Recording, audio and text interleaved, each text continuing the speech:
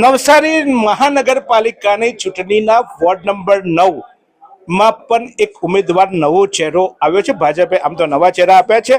આમ તો એનું નામ જુલી છે, પણ અમે સંભવિત ઉમેદવારમાં એનું નામ જુહી લખ્યું હતું અને એ નામ અમે બદલ્યું હતું. તો એમને વાંધો હતો કે ભાઈ અમારું નામ તો ખોટું સાચું લખો, એટલે એ હવે સંભવિતમાંથી હવે એ ઉમેદવાર થઈ ગયા છે.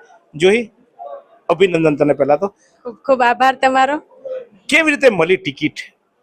બસ મારા સમાજનો ફૂલ સંગઠનનો સાથ અને એ લોકોના આશીર્વાદથી ઘણા મેં નિષ્ઠાપૂર્વક કાર્યો કર્યા છે. એ લોકો જોયેલા છે, સેવા પણ એટલી કરેલી છે. એના હિસાબે અમને આગળ વધવાનો મોકો આપે છે. સમાજમાં કામો કર્યા છે? હા, મારા સમાજમાં અને મારા મંડળોમાં, મારા એનજીઓમાં અને મારી સોસાયટીમાં બી. સમાજના પ્રમુખ કોણ? સમાજના પ્રમુખ અમારે કારોબારી મહિલા મંડળમાં અમારે હેતલ ગોહેલ છે અને અમારા ત્યાં એક તમારી ભલામણ કરનારનું મારું નામ જાણવું છે. ભલામણ તો મારા કોણ કરવાનું, સમાજના લોકો જ છે, અગ્રણીઓ આગળ છે, એટલે મને એ લોકોનો સાથ. એટલે પેલા કોન્ટ્રાક્ટર છે, બધા રસ્તાઓ ગામમાં બનાવે અને તૂટી જાય, ને પેલા વાયન જનાની છે, એમને ભલામણ એ તમારા સમાજના પ્રમુખ છે ને, એમને કીધું હતું કે એક નામ આપો ને તમારું નામ આપ્યું? નહીં, આરસી સાહેબનો પણ મને ફૂલ સપોર્ટ હતો અને એને પણ મારું નામ આપેલું હતું અને અમારા સમાજના અગ્રણીઓએ મને આગળ કરી કે આરસી સાહેબ પણ આપણને એટલો સન્માન ને માન રિસ્પેક્ટ રાખે છે, તો આપણે આગળ આવવું જોઈએ. જુલી, ભાજપમાં કેટલા વખતથી? ભાજપમાં હું 5 વર્ષ થયા. છેલ્લા ભાજપના મહિલા મોરચાના પ્રમુખ કોણ હતા? તન્વીબેન.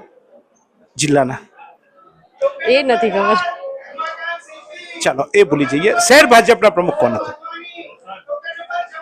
વિજલપુર શહેર ભાજપ તન્વીબેન.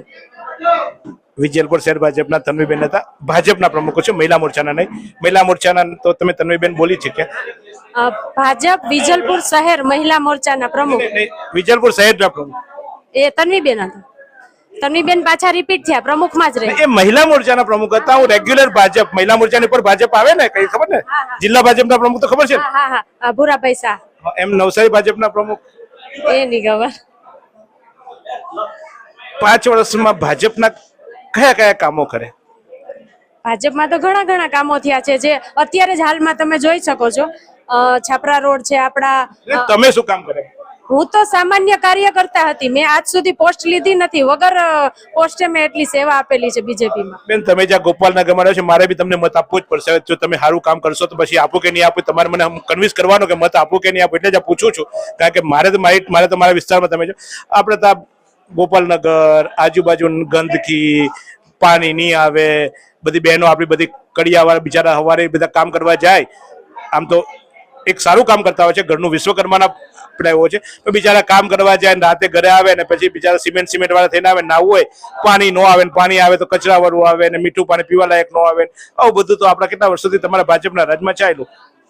હા, એ જરાક તકલીફો હોય છે જ્યારે આપણે લાઈન તૂટી ગઈ હોય યા તો પછી કાંઈ ખરાબી આવી ગઈ હોય, એ સમય જ હોય છે. અને વચ્ચે પણ મને પોતાને ખબર છે કે ત્યારે તકલીફો હતી, પણ ત્યારે મોટો ડેમેજ હતો લાઈનમાં, એ રિપેર થઈ ગયો. પછી તો રેગ્યુલર જ છે અત્યારે. બેન, પાણી આપણે આવે તો આપણે તો બિસ્લેરી પાણી પીવું પડે. તમારા બધા કેલબા આવે. તમે ભાજપના કાર્યકર્તા, સામાન્ય કાર્યકર્તા હતા, તો તમે તો કોઈ દિવસ કહેવા જ નહીં આવે કે પાણી. અમને કહેવા નહીં કે જીતુભાઈ ભાજપમાં છું, તમારા ઘરે સારું પાણી આપવા, શાંતિ રાખો.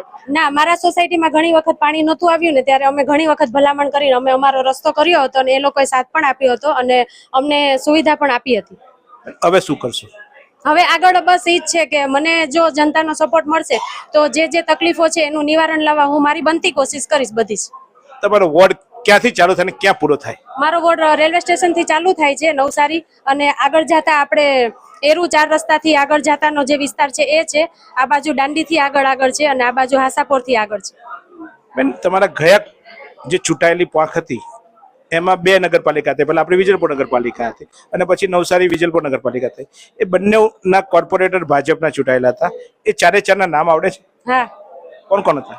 જાગૃતિબેન દેસાઈ, શુભમ મુંડિયા, અલ્પાબેન પટેલ અને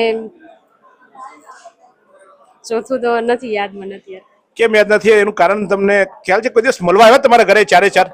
ઓછી મુલાકાત હોય કોર્પોરેટરોની, જ્યારે દરેક વોર્ડમાં જે લોકોને કઈ તકલીફ હોય છે જનતા લોકોને, તો એ લોકોની મુલાકાત કરવી જોઈએ. પણ ઓછી મુલાકાત લોકો લેતા હોય, જે કોર્પોરેટરો આવીને એ લોકોના ચહેરા કોઈને યાદ ન રહેતા હોય અને નામ યાદ ન રહેતા હોય. આજ ભાજપ અમે જ મત આપ્યા, તમે ભાજપના હતા, તમે મત આપ્યા, કોર્પોરેટર આપણને પૂછવાય ન આવ્યા, કેવું લાગે હવે એમ નામે યાદ ન? આ જ તકલીફો અને આ જ પોઈન્ટ ને અમે પ્લસમાં કરવા માંગીએ છીએ કે હવે અમને જો મોકો મળશે તો અમે એવું નહીં કરીએ. તમે મળશો ને? ચોક્કસ. તમે તો ધંધો કરવા જશો, કઈ NGO સેવા કરવા જતા રહેશો, પરિવારને રોટલી બનાવવા જશો, ટિફિન બનાવવા જશો, અમારી સેવા ક્યારે કરશો? મારા સમાજની વાડી છે ગોપાલનગરમાં, ગુર્જર ક્ષત્રિય કડિયા સમાજ. એની ટાઈમ મારો તમારે કોન્ટેક્ટ કરવો હોય તો તમે ફ્રીલી કરી શકો છો મને, અને કાંઈ પણ તમે પ્રોબ્લેમ હોય તો મને જણાવી શકો છો. બેન, તમે અત્યાર સુધી મેં તમારી સાથે ચર્ચા કરી તો તમે તમારો સમાજ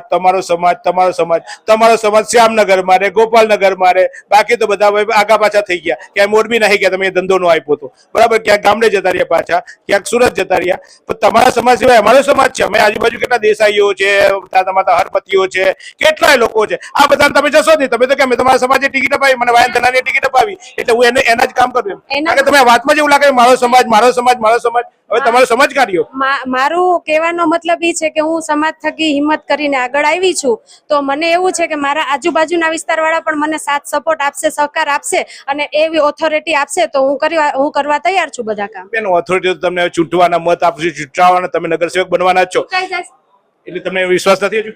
ચૂંટાઈ જાય એટલે કરીશ જ ને, મને બી જવાબદારી મળી. તમે એમ કહેશો કે તમે એવું શંકા વ્યક્ત કરી, વિશ્વાસ નથી તમને જીતશો? વિશ્વાસ તો પૂરેપૂરો છે. એટલે અમે એમ જ માને કે તમે કોર્પોરેટર છો, તમારા કામ શું કરશો એમને કેમ? સમાજ સિવાયના બીજા સમાજ લોકોનો પણ એટલો સાથ અને સહકાર છે. એટલે આ તો તમે મારો સમાજ કે મને થયું, હું તો પટેલ છું, આ બેન તમારે ત્યાં નહીં આવશે, અમારે તો કામ જ નહીં કરશે. મારા સમાજનો મને અત્યારે પૂરેપૂરો સાથ, સંગઠન અમારું મજબૂત છે, અમારા પ્રમુખ પણ એટલા સહનશીલતા વાળા છે અને અમને સાથ આપે એવા છે, એટલે મારે એને તો આગળ કરવા જ પડે ને, એનું નામ તો લેવું જ પડે. જુઓ, આ જુહી છે અને ચોક્કસ એને જુહી કે જુલી એમ કે મને સ્પષ્ટ, જુલી લાખાણી. હા, એટલે મને એવું હતું કે મેં જુહી બોલાવી કહેશે કે મારું નામ જુલી છે, એમ સુધારશે ભૂલ, પણ એ ભૂલ સુધારવા માંગતી નથી. એટલે એના નેતાઓએ જે ભૂલ કરી હશે એ બી ચાલતી રહેશે એવું માની લઈએ. આમ મારા પરિવારના છે, મારા મિત્ર જેવા છે, ચોક્કસ અનેક સંસ્થાઓ સાથે એ જોડાયેલા છે, અને એક એવી સંસ્થા સાથે પણ એ જોડાયા હતા કે ચોક્કસ મેં એમને ટોક્યા હતા કે તમે જરાક સાચવજો. એટલે એટલા મારા અંગત સંબંધો છે, એટલે થોડીક શરમ રાખી છે, પણ તોય એમને આશા રાખીએ કે આપણે બધા મત આપીએ. કેમ મત આપવો જોઈએ એ પૂછ્યું. મારો સમાજ કરે છે, એટલે બીજા સમાજવાળાએ મત આપવો કે નહીં આપવો તમે નક્કી કરી લેજો, પણ ચોક્કસ ભાજપના મત પર, ભાજપના જીત પર અને ભાજપના કદમ પર એવું આગળ વધવાના છે. જ્યારે નગર સેવિકા બનશે ત્યારે ચોક્કસ અત્યાર સુધી સેવા કરવા આવ્યા છે, પણ હવે મહાનગરપાલિકા બની છે એટલે એમને મેવાય મળવાના છે. એમને ચોક્કસ થોડાક ભથ્થા મળવાના છે. એ ભથ્થાનો ઉપયોગ એમના ઘર ચલાવવા ના કરે, પણ ગામમાં સેવા માટે કરે. અને ચોક્કસ વાયન ધનાનીના ભલામણથી છે, વાયન ધનાની શહેરમાં ચોક્કસ એક બિલ્ડર તરીકે, એક રોડ કોન્ટ્રાક્ટર તરીકે કામ કરે છે. હવે મહાનગરપાલિકામાં જ્યારે એમની એન્ટ્રી થઈ એટલે વાયન ધનાનીના માટેના પત્તા હવે ચોક્કસ ખુલી જવાના છે. કારણ કે દરેક ભલામણ જ્યારે વાયન ધનાની ટેન્ડર ભરશે ત્યારે જુલી ચોક્કસ એના માટે અવાજ ઉઠાવશે, એની ભલામણ કરશે એવી આશા વાયન ધનાની પણ હશે અને જુલીને પણ હશે કે મારા સમાજના પ્રમુખ છે, એના માટે તો મારે બોલવું જ પડે. મને ટિકિટ આપી એટલે ઉપકારનો બદલો ચોક્કસ એમને વારવો પડશે. પણ આશા રાખું વાયન ધનાને જે કોન્ટ્રાક્ટ મળે, જે રસ્તાનો કામ કરે, એ રસ્તા મજબૂત બને એવી આશાની અપેક્ષા સાથે આ પણ એક પરિચય કરાવ્યો.